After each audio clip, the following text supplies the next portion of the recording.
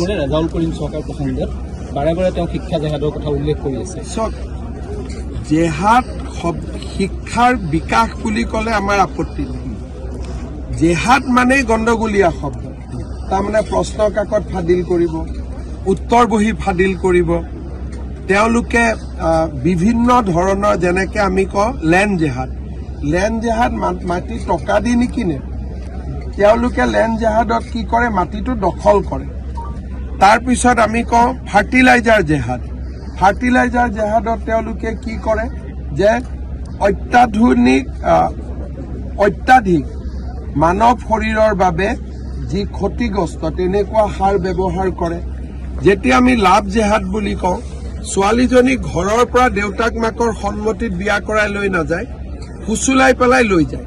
গতিকে জেহাদ শব্দটোৱে ২ নম্বৰী যিটো চলি আছে আজি অসমৰ পৰিপ্ৰেক্ষিতত ২ নম্বৰীটোক বুজায়।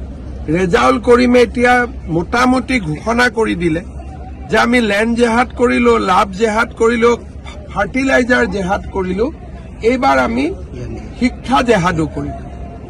তাৰমানে কিমান বেয়া মাথা এইবিলাক। শিক্ষাৰ বিকাশ বুলি ক'ব পাৰিলেহেঁতেন যে আমাৰ ল'ৰা ছোৱালীয়ে পঢ়ক। তেওঁ বুজাই দিলে যে লাভ জেহাদৰ দৰে আমি শিক্ষা জেহাদো কৰিম। যিটো USTMত আৰম্ভ হৈছিলে, এতিয়া তেওঁলোকে এইটো আনুষ্ঠানিকতা দি দিলে।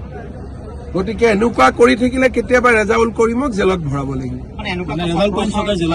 নাই কেতিয়াবা, আজি এতিয়ালৈকেতো আইন ভাঙা নাই, মুখেদি ক'লেতো আইন নাভাঙে, কিন্তু এনেকে বেছি কথা কৈ থাকিলে জেলত যাব লাগিব। চক্ৰ নাই, মিয়া মুছলমানৰ একাংশই এনেকুৱাই কৰি থাকে।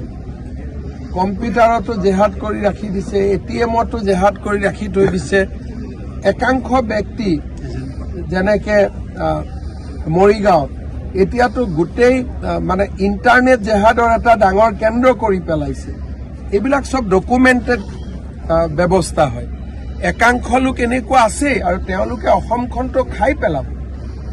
আজি BJP আছে বুলি কৰবাত বাচি আছে, নহ'লে এইটো ৰেজাউল কৰিমৰ দৰে মানুহটোতো আমাৰ বৰ ঘৰতে সোমাব।